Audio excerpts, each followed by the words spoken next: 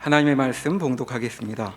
레위기 5장 14절에서 19절까지의 말씀입니다. 구약성경 151면에 있습니다. 레위기 5장 14절에서 19절까지의 말씀입니다. 여호와께서 모세에게 말씀하여 이르시되 누구든지 여호와의 성물에 대하여 부지 중에 범죄하였으면 여호와께 속건제를 드리되 내가 지정한 가치를 따라 성소의 세겔로 몇 세겔 은에 상당한 흠없는 순양을 양떼 중에서 끌어다가 속건제로 드려서 성물에 대한 잘못을 보상하되 그것의 5분의 1을 더하여 제사장에게 줄 것이요 제사장은 그 속건제의 순양으로 그를 위하여 속죄한즉 그가 사함을 받으리라. 만일 누구든지 여호와의 계명 중 하나를 부지 중에 범하여도 허물이라 벌을 당할 것이니 그는 내가 지정한 가치대로 양떼 중 흠없는 순양을 속건제물로 제사장에게로 가져갈 것이요 제사장은 그가 부지 중에 범죄한 허물을 위하여 속죄한즉 그가 사함을 받으리라. 이는 속건제니 그가 여호와 앞에 참으로 잘못을 저질렀음이니라. 아멘. 레위기 5장 14절에서 6장 7절에는 레위기가 가르치는 5제사 가운데 속건제라고 불리는 마지막 제사가 나옵니다. 1장부터 3장까지 먼저 번제와 소제, 화목제라고 불리는 3가지 제사를 레위기는 가르쳤습니다. 이 제사들은 모두 여호와께 향기로운 냄새가 된다는 공통점을 지녀서 이스라엘 사람들의 삶이 세워지는 터전을 마련했다고 말할 수 있겠습니다. 죄된 존재를 하나님께 온전히 바쳐서 하나님의 진노를, 이스라엘에 들이운 하나님의 진노를 진정시키고 또 하나님을 이스라엘과의 언약 관계에 묻고 그리고 하나님과의 복된 교제를 맛보게 하는 이제 이런 일들을 이 3가지 제사가 시행하여서 허물 많은 이스라엘이 거룩하신 하나님 앞에 살아갈 수 있도록 이제 길을 마련한 것이죠. 이렇게 3가지 제사가 삶의 터전을 마련한 후에 2 제사가 뒤를 잇게 됩니다. 4장부터 나오는 2 제사는 속죄제와 속건제라고 번역되어 있습니다. 이 2 제사 이름에 들어있는 속이라는 말은 죄를 면하기 위해 무언가를 바치다라는 뜻의 한자어입니다.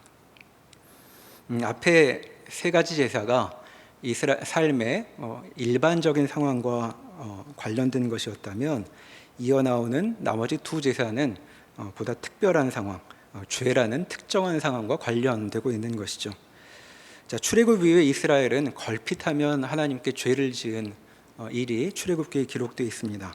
그러니까 죄 문제를 다루는 일은 이스라엘의 삶에 아주 중요한 일이었다고 말할 수 있겠습니다.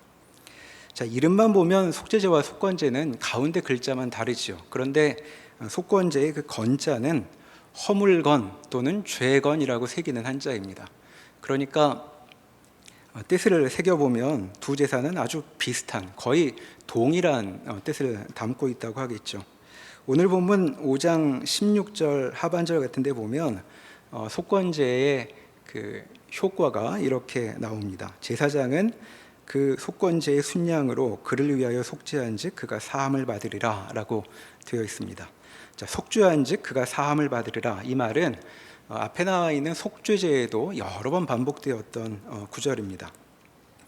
이처럼 속죄제와 속건제 2 제사는 모두 죄에 대해 사함을 받는 것을 목적으로 하고 있죠. 그러니까 이 제사들이 잘못을 해결하는 방편으로 제시되고 있는 것이라고 말할 수 있겠습니다. 자, 그런데 흥미롭게도 죄와 관련해서 하나님께서 하나의 제사가 아니라 2개의 제사를 2 유형의 제사를 명하신다는 사실을 우리가 주목해 볼 수 있습니다. 자, 속죄제에 이어서 속건제라는 또 다른 죄 문제와 관련된 제사를 도입하는 걸 볼 때 죄라는 문제가 속죄제만으로는 다 해소되지 않는 것이로구나라는 짐작을 우리가 미리 해볼 수 있습니다. 자, 그러니까 속죄제로는 다 해결되지 않는 그런 문제가 이제 속건제에서 다뤄지는 것이고, 바로 속건제를 우리가 살펴보면 죄에 담겨 있는 특징을 우리가 좀 더 잘 이해할 수 있을 것이라고 생각해 볼 수 있겠습니다. 그래서 오늘 속건제를 본문을 통해 함께 살펴보도록 하겠습니다.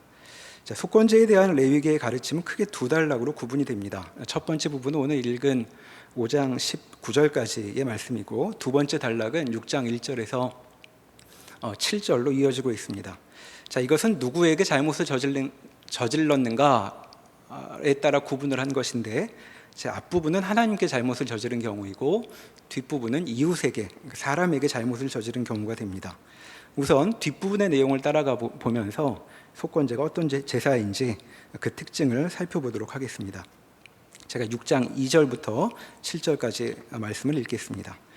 누구든지 여호와께 신실하지 못하여 범죄하되 곧 이웃이 맡긴 물건이나 전당물을 속이거나 도둑질하거나 착취하고도 사실을 부인하거나 남의 잃은 물건을 줍고도 사실을 부인하여 거짓 맹세하는 등 사람이 이 모든 일 중에 하나라도 행하여 범죄하면 이는 죄를 범하였고 죄가 있는 자니 그 훔친 것이나 착취한 것이나 맡은 것이나 잃은 물건을 주운 것이나 그 거짓 맹세한 모든 물건을 돌려보내되 곧 그 본래 물건의 5분의 1을 더하여 돌려보낼 것이니 그 죄가 드러나는 날에 그 임자에게 줄 것이요 그는 또 그 속건 제물을 여호와께 가져갈지니 곧 내가 지정한 가치대로 양떼 중 흠없는 순양을 속건 제물을 위하여 제사장에게로 끌고 갈 것이요 제사장은 여호와 앞에서 그를 위하여 속죄한즉 그는 무슨 허물이든지 사함을 받으리라.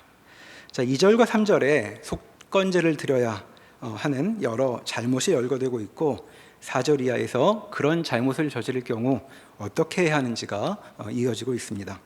자, 용서받기 위한 절차는 두 단계로 되어 있는데, 두 번째 단계는 6절에 나와 있듯 제물을 마련해서 제사를 드리려 제사장에게 가는 것입니다. 그런데 여기서 제사는 드리고 싶은 마음이 들면 마음대로 제사를 드리면 되는 그런 것이 아니었습니다. 4절과 5절에 제사의 앞선 절차가 적혀져 있죠. 자, 이것은 잘못에 대한 처리와 관련된 것인데, 이제 대체 뭘 잘못했다는 것인지를 살펴보겠습니다. 2, 3절을 다시 보면 이웃이 맡긴 물건이나 전당물을 속이거나 도둑질하거나 착취하고도 사실을 부인하거나 남의 잃은 물건을 줍고도 사실을 부인하여 거짓 맹세하는 등이라고 그 죄의 잘못의 사례들이 열거되고 있죠. 먼저 이웃이 맡긴 물건이나 전당물을 속이는 일이 여기 해당합니다. 이것은 여행을 간다든가 해서 자기 귀중품을 또는 재산을 이웃에게 맡겨두는 경우, 또는 이웃에게 무엇을 빌리려고 할 때 담보조로 물건을 맡겨두는 그런 경우입니다. 자, 그렇게 다른 사람의 물건을 맡아두었는데 가만히 보니까 그 물건이 좋아 보입니다. 그래서 돌려주지 않고 계속 가지고 있겠다고 하는 것이 이 죄가 되는 것이죠.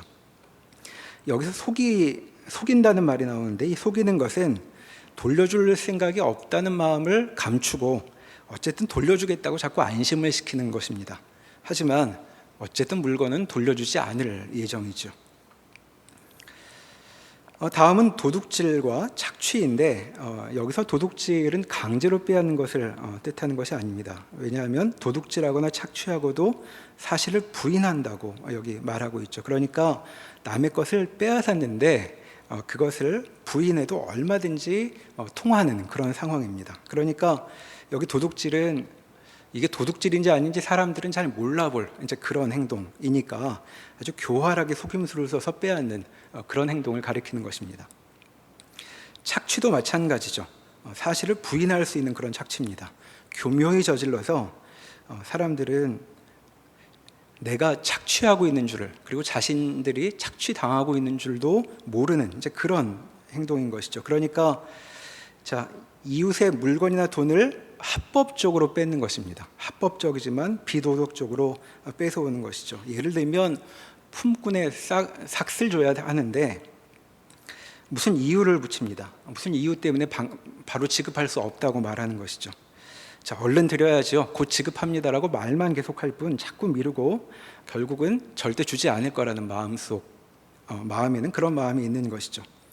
자, 마지막 경우는 누군가 잃어버린 분실물을, 그런 물건을 얻고도 자기가 갖고 있다는 사실을 부인하는 경우입니다. 자, 물건 주인은 온 데를 찾아다니며 잃어버린 물건이 어디 있는지를 추적하고 있는데 물건을 감춰놓고는 모른 척하고 있는 것이죠. 자, 속으로는 횡재했다고 좋아하며 감춰두고 있습니다. 자, 여기 나열된 이 여러 경우들을 보면 모두 아주 교묘한 방식으로 남의 것을, 이웃의 것을 내 것으로 취한 일을 가리키고 있는 것이죠. 자, 속이고 사실을 부인할 수 있다는 것을 보면 누구도 내가 잘못하였다고 쉽게 생각할 수 없는 그런 경우를 그려내고 있는 것입니다. 그러니까 성공적으로 이 일을 끝낸 것이죠. 자, 지금 무슨 일이 벌어진 것이냐 하면 그럼에도 불구하고 이웃의 소유권을 침해한 그런 행위가 됩니다. 자, 이렇게 다른 사람의 소유를 침범하여서 해를 끼치면 속건제라는 제사를 드려야 한다는 것이죠. 그런데 앞에서 언급했던 것처럼 이 제사를 드리려면 제사에 앞서 먼저 행해야 하는 절차가 있습니다. 자, 그 절차가 5절에 나오죠. 다시 보면 모든 물건을 돌려보내되 곧 그 본래 물건의 5분의 1을 더하여 돌려보낼 것이니 그 죄가 드러나는 날에 그 임자에게 줄 것이요 그리고 그 다음에 비로소 그는 속건제물을 여호와께 가져갈지니 라고 되어 있습니다. 자, 제사를 드려서 지은 죄에 대해 하나님께 용서를 받고 싶다면 먼저 자기가 취한 물건을 전부 주인에게 돌려주어야 합니다. 그렇게 해서 그의 재산을 원상복구시켜야 합니다. 그뿐만 아니라 잘못을 하였으니까 잘못한 데 대한 값으로 물건 가치의 20%를 더하여 돌려주게 되어 있습니다. 그러니까 용서를 받으려면, 용서를 받기 위해 제사를 드리려면 훔친 것의 120%만큼의 물건이 필요한 것이죠. 그러니까 이 속건제를 보면 회개하여 용서받기가 쉽지가 않습니다. 그런데 사실 이 정도로 문제를 해결할 수 있는 것도 여기 나와 있는 것처럼 이렇게 교묘하게 사람들도 모르게 죄를 지었기 때문에 이제 가능한 것입니다. 출애굽기 22장 1절 같은 데 보면 거기 사람이 소나 양을 훔쳤을 때 어떻게 해야 되는지 규정이 나오는데 거기 보면 이렇게 되어 있습니다. 소 한 마리를 훔치면 5마리로 갚아야 한다. 양 한 마리는 4마리로 갚아야 한다고 되어 있죠. 그러니까 도둑질 한번 함부로 했다가는 패가 망신할 그런 분위기입니다. 이제 그 경우는 사실을 부인할 수 없게 아마도 대놓고 이제 도둑질을 한 경우라고 이해해 볼 수 있겠습니다. 이제 그에 비하면 여기 120%는 상당히 많이 깎아준 것이 되죠. 아마도 은밀한 죄인데도 감춰두지 않고 회개하려고 하니까 그 용기를 하나님께서 가상히 여겨주시는 것처럼도 보이는 것 같습니다. 여하튼 다시 속건제의 문제로 돌아와 보면 앞에 속죄제에서는 언급되지 않았던 죄 문제의 특징이 여기 들어있는 것이죠. 자, 속죄제에서도 죄 문제를 다루었습니다. 자, 거기서는 죄가 어떻게 해소되었냐 하면 5장 5절과 6절에 이렇게 기록되어 있습니다. 본문에 보시면 레위기 5장 5절과 6절입니다.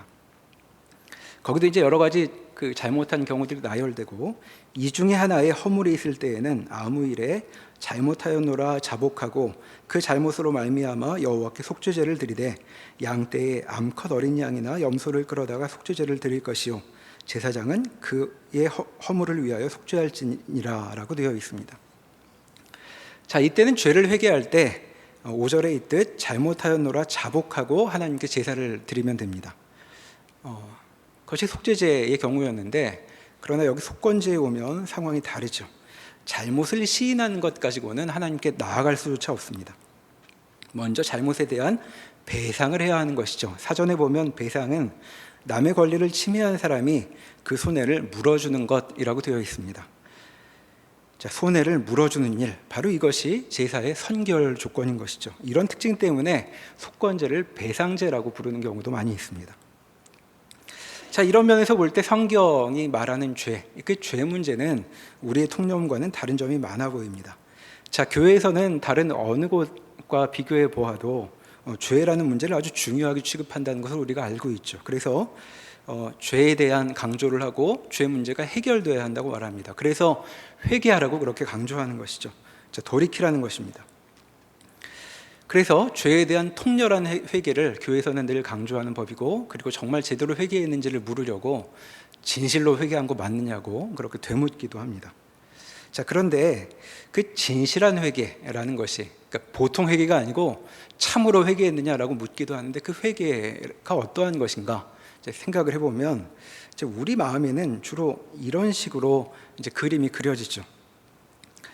진실한 회개를 한다면 자기가 저지른 죄 때문에 마음이 몹시 괴로워서 밤에 잠도 못 이루고 울면서 여러 시간에 걸쳐 눈물로 기도하는 것, 이제 그런 것이 진실한 회개의 그림으로 우리에게 그려집니다. 그러니까 회개란 어떤 것이냐? 마음의 문제라고 생각되는 것이죠.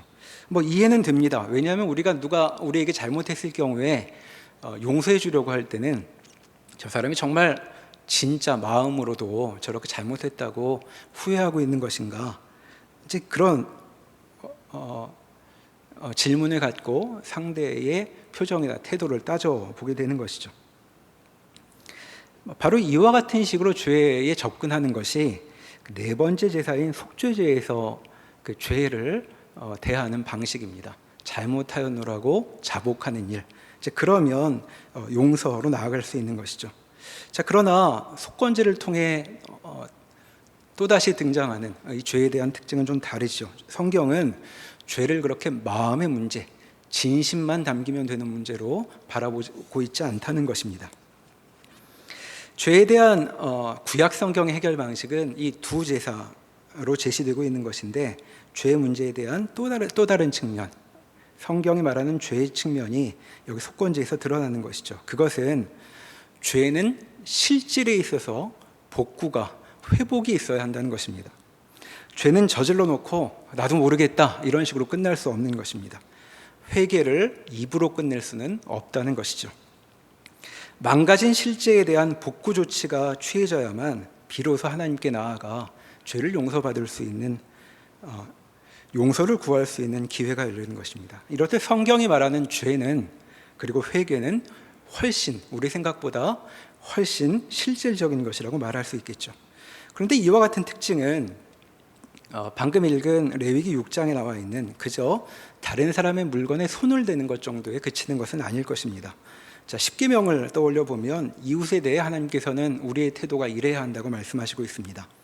살인하지 말라, 간음하지 말라, 도둑질하지 말라, 내 이웃에 대하여 거짓 증거하지 말라, 이웃의 집을 탐내지 말라.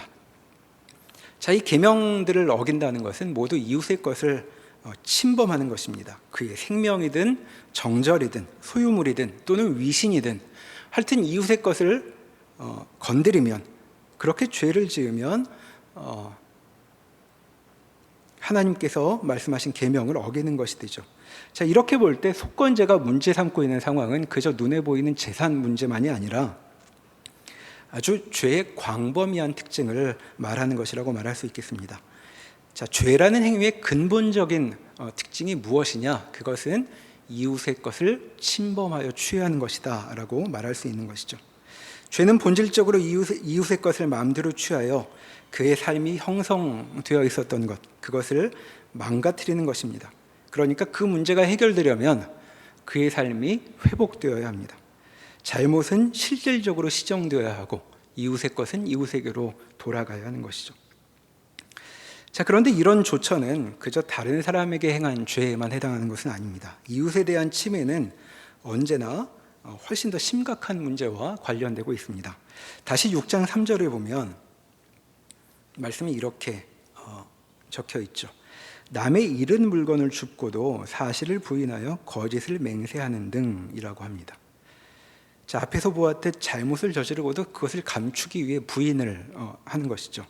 그런데 어느 정도로 그 사실을 부인하느냐 하면 하나님께 맹세하기까지 이릅니다. 자, 자신의 결백을 주장하기 위해서 하나님을 끌어들이는 것이죠. 자, 나한테 그런 물건이 없다는 건 하나님이 아십니다. 이제 이렇게 말하면 상대가 아무 말도 못하겠죠. 그러나 실은 이것은 죄를 가리기 위한 핑계일 뿐, 물건은 자기한테 있습니다. 아무도 모르지만 사실이 아니니 이것은 거짓 맹세에 불과한 것이죠. 자, 이런 맹세를 덧붙이는 바람에 이웃의 것을 탐하는 일은 그 일로 그치지 않고 하나님에게까지 이르는 죄로 비화되기 십상입니다. 자, 일이 이렇게 흘러가는 것을 미리 예견이라도 한 것처럼 6장 2절은 실은 이렇게 시작을 했습니다.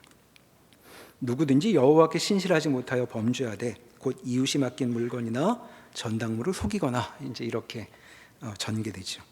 자, 이웃의 소유권을 침해하는 일은 여기 보니까 궁지에 몰려 하나님의 이름을 입에 올릴 때에만 생겨나는 일이 아니라는 것을 알 수 있습니다. 자, 이 구절에 따르면 이웃의 소유권을 침해하는 이 모든 경우는 그 뿌리에 있어서 여호와께 신실하지 못한 행위라고 말하고 있죠. 자, 왜 그럴까요? 내가 탐하고 있는, 내가 거저 함부로 얻으려고 하는 이웃의 물건은 사실 하나님의 뜻이 반영되어 있는 대상이기 때문입니다.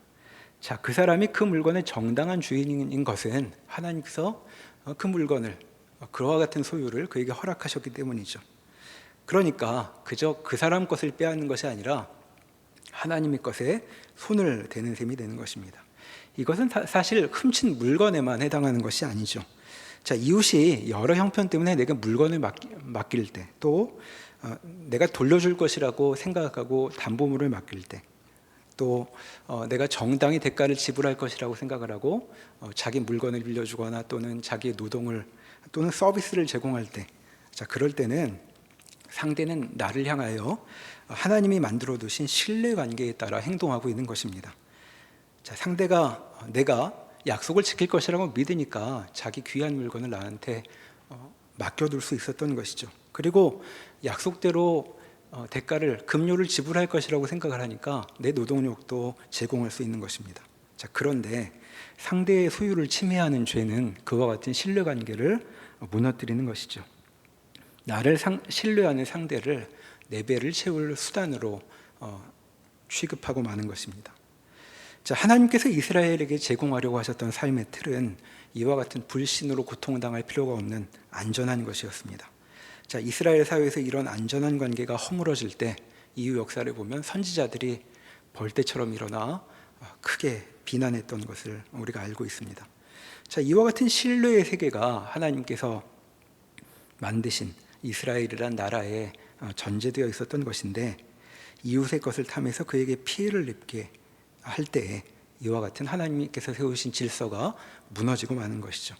자, 그러니까 죄는 결국 하나님의 세계, 하나님의 소유를 건드리는 일이라고 말할 수 있겠습니다.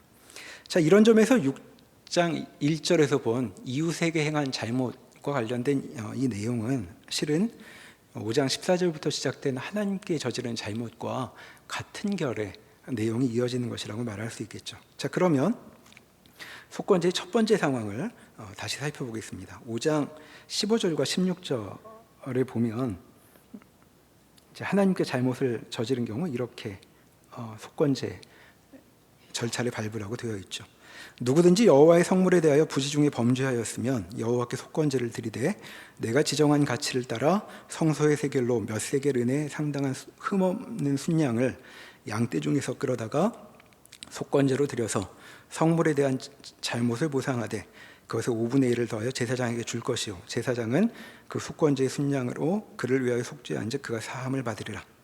자, 여기서 문제가 되는 것은 여호와의 성물, 곧 여호와의 소유물이 됩니다. 자, 여호와의 성물이라는 것이 뭘까? 우선 떠오르는 것은 성막에 있는 물건들을 떠올릴 수 있습니다. 그뿐 아니고 하나님께 바쳐진 제물도 여기 해당하죠. 첫 소산이라든가 가축의 첫 새끼라든가 또 11조 같은 것이 여기 해당합니다. 그리고 또 제사장들에게만 허용된 물건들이 있습니다. 제사 규정에 보면 제사를 드리고 나서 하나님께 바친 나머지 고기를 제사장들만 먹을 수 있게 규정되어 있는 내용들이 있는데 이것은 제사장과 그 가족들에게만 해당하는 것이죠. 자, 그런데 제사장을 방문하여 그런 음식에 손을 대면 죄가 됩니다. 자, 이런 물건을 부지 중에 건드리면 여기 속건제를 드리도록 되어 있는 것이죠. 하나님 것을 잘못 취하게 되면 아까 이웃의 것에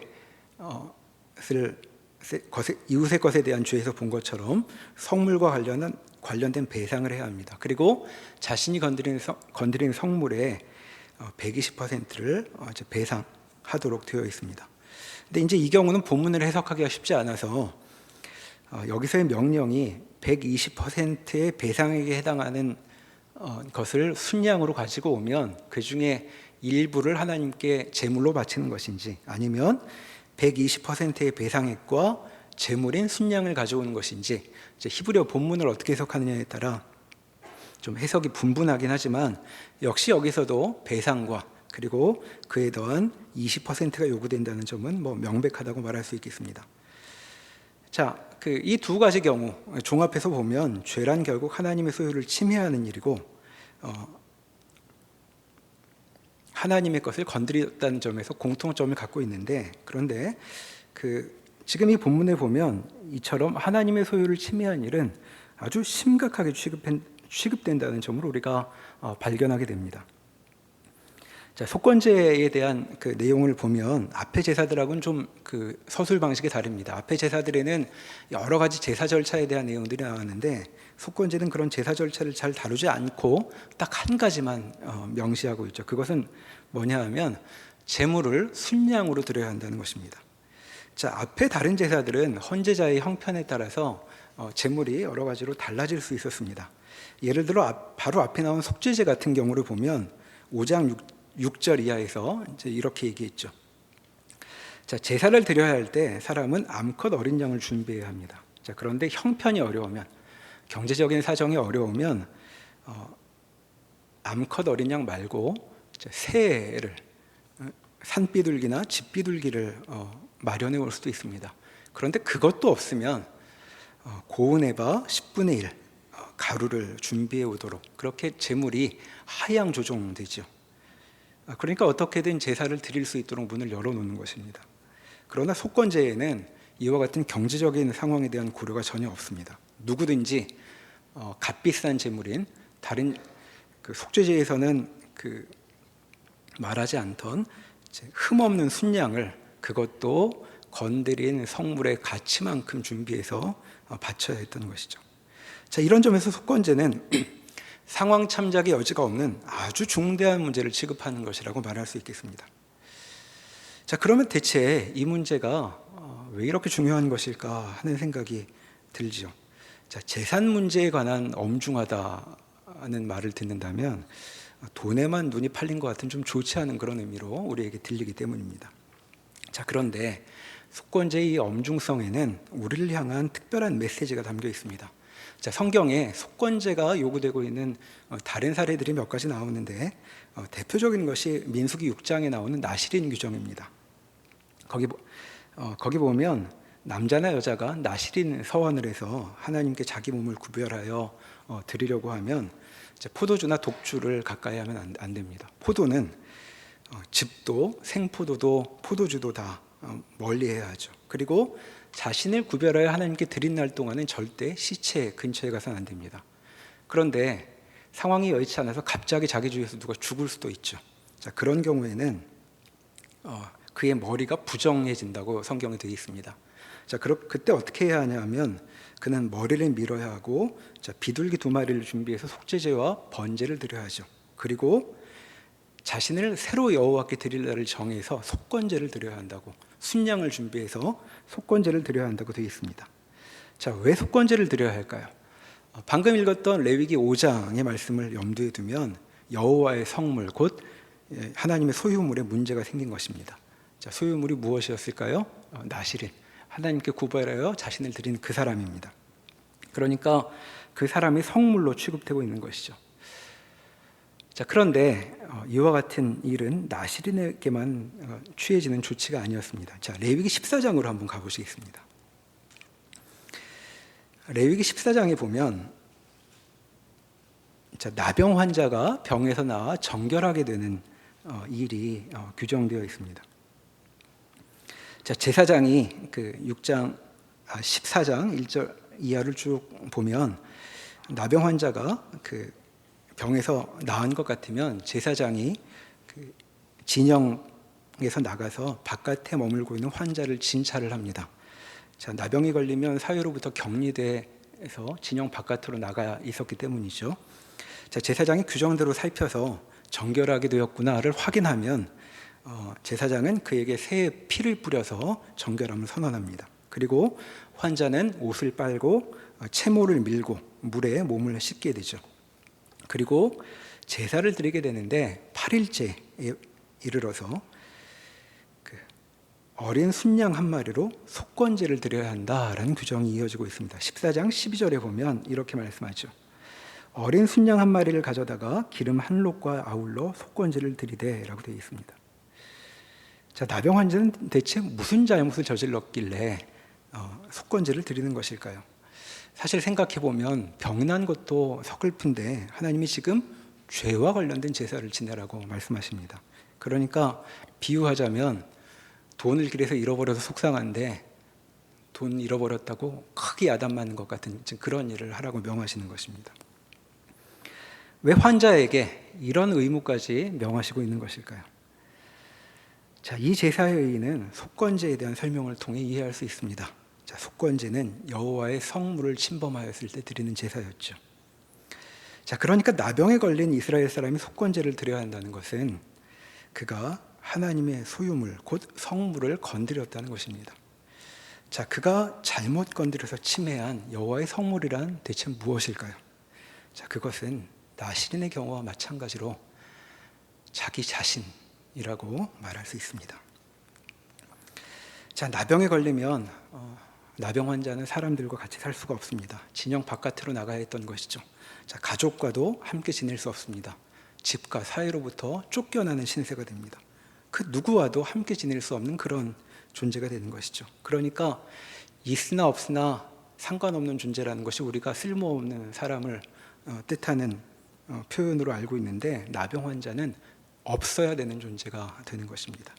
자, 그런데 나병 환자가, 병에서 나은 나병 환자가 이 속건제를 드리며 깨닫게 되는 것이죠. 자기는 그저 사람들이 다 피해만 가는 망가져버린 인생인 줄 알았는데 하나님이 여전히 자기를 포기하지 않고 계시며 그렇게 절대 포기하지 않으시는 하나님의 소유물이었구나라는 것을 자기 자신에 대해 알게 되는 것입니다. 출애굽기를 보면 하나님께서 이스라엘을 시내산 앞으로 부르신 후에 그들을 이렇게 부르시죠. 여러 민족 중에서 택한 내 소유다라고 말씀하셨습니다. 여기 소유라는 말은 보물을 가리키는 단어입니다. 그러니까 이스라엘 전체가 하나님의 소유, 그분의 보물이라면 하나님의 백성에게 생기는 어떤 위해도 그것은 속건제를 요구하는 중대한 죄가 되는 것이죠. 하나님께서 아주 중대하게 취급하시는 것입니다. 그리고 하나님께서 중대하게 취급하시기 때문에 하나님의 백성을 건드리는 일은 절대 유야무야 넘어갈 수 없습니다. 반드시 원상 회복을 해야만 해소될 수 있는 문제인 것이죠. 그러니까 하나님의 백성을 잘못 건드리면 그 꼴을 하나님께서 절대 넘어가지 않으십니다. 나중에 그 선지서에 나오는 그 이스라엘을 건드린 이방 민족들에 대한 아주 강한 심판이 명령되고 있는, 예언되고 있는 것이 그런 이유 때문이죠.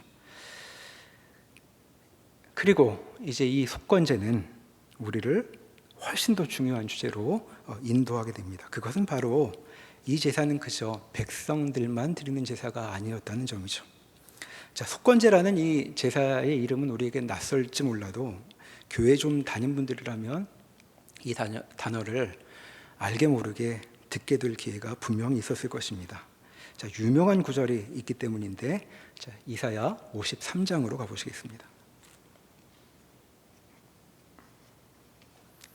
1032면 정도에 나와 있습니다. 이사야 53장.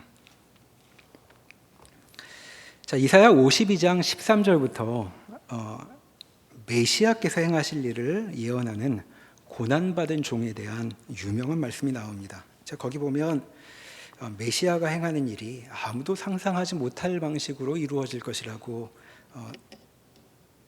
적혀져 있는데 10절을 한번 보겠습니다. 53장 10절입니다. 여호와께서 그에게 상함을 받게 하시기를 원하사 질고를 당하게 하셨은즉 그의 영혼을 속건제물로 드리기에 이르면 그가 씨를 보게 되며 그의 날은 길 것이요 또 그의 손으로 여호와께서 기뻐하시는 뜻을 성취하리로다. 자, 메시아는 오셔서 희한하게도 자신을 제물로 바칠 것이라고 합니다. 그런데 그 제물의 성격은 속건제물이라고 되어 있죠. 자, 앞에 7절에도 보면 이 메시아는 도수장으로 끌려가는 어린 양으로 묘사되어 있습니다. 자, 어린 양. 메시아는 남자니까 순양이 되는 것이죠. 자, 그러니까 메시아는 지금 무슨 일을 하냐 하면 속건제의 순양으로 와 있는 것입니다. 자, 백성의 범죄에 대해 배상을 하고 있는 것이죠. 자, 그리스도가 속건제물로 바쳐진다니 대체 무슨 일이 벌어진다는 것일까요? 자, 그것은 원상복구가 일어날 것이라고 말하고 있는 것입니다. 하나님은 지금 망가진 현실을 회복시킬 것이라고 말씀하고 있는 것이죠. 자, 일찍이 나라가 태동하던 시기에 하나님은 속건제라는 제사를 명령하셨습니다. 자, 재물과 관련된 것으로 보였는데 이제 그 뜻이 여기 제대로 드러나게 되는 것이죠. 자, 속건제로 드러난 하나님의 뜻은 무엇입니까? 죄로 망가진 현실은 반드시 회복되어야 한다는 것입니다. 자, 이 말은 무슨 뜻일까요? 회복되어야 하다니, 그것은 하나님의 것은 반드시 원상복구될 것이라고 말씀하고 있는 것이죠. 자, 어떻게 그와 같은 원상복구가 일어날 수 있습니까? 그것은 하나님이 직접 행하실 일이다 라고 이사야 53장이 선언하고 있습니다. 속건제는 그저 하나님께서 이스라엘에게 명하고 말 문제가 아니었고 하나님이 스스로 이루실 큰 일을 가리키는 것이었습니다. 자, 하나님의 아들이 제물로 바쳐진 그 속건제를 통하여 우리의 죄는 용서받게 될 것입니다. 자, 그렇게 되면 우리가 망가뜨린 모든 것들은 회복될 것입니다. 용서받은 우리는 그렇게 회복된, 내가 망가뜨려 버렸으나 이제 복구된 현실로 초대받게 될 것입니다. 자, 빼앗고 빼앗기는 숨막히는 관계, 서로를 믿지 못해서 어그러진 관계는 이제 다시 신뢰의 관계로, 안전한 관계로 회복되게 될 것입니다. 우리의 삶도, 우리와 이웃과의 관계도, 그리고 우리가 살아갈 세계도, 그리고 우리와 하나님과의 관계도 회복될 것입니다.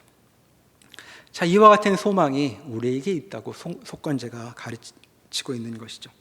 자, 모든 것이 사라지고 아무것도 소망할 것이 없고 모든 것이 끝나서 이제는 돌이키기에 너무나 시간이 많이 지나버렸다고 그렇게 한탄하는 자에게, 그런 사람에게도 속건제물로 바쳐진 그리스도의 고난과 죽음이 이렇게 선언하는 것입니다. 하나님은 우리를 절망 속에 남겨두지 않으실 것입니다. 우리를 낭망하게 한 이 폐허는 하나님의 손으로 복구될 것입니다. 그리고 우리는 그 세계에서 다시 살아가게 될 것이라고, 죄에 매이지 않고 해방되어 하나님을 섬기게 될 것이라고 속건제가 우리에게 복음을 선포하고 있습니다. 기도하시겠습니다. 하나님, 저희 마음속에 계획과 의도는 이웃의 것을 내 것으로 가져오는 일에 몰두할 때가 많이 있습니다. 그렇게 관계를 허물어버리고 이웃의 삶을 허물어버리며 죄를 쌓아가고 있는 우리입니다. 그러나 하나님께서 상황을 이렇게 두시지 않고 이 모든 상황을 회복할 것이라고 말씀하십니다. 그리고 참으로 죄에 갇혀 아무것도 못하는 저희를 대신해 주께서 친히 그와 같은 일을 행하실 것이라고 말씀하고 계십니다. 주의 말씀에 힘입어 우리의 삶을 다시 돌아보게 하시고 우리에게 무슨 일이 시작되고 있는 것인지 실감하는 은혜를 저희 삶 가운데 허락하여 주시옵소서. 예수님의 이름으로 기도합니다. 아멘.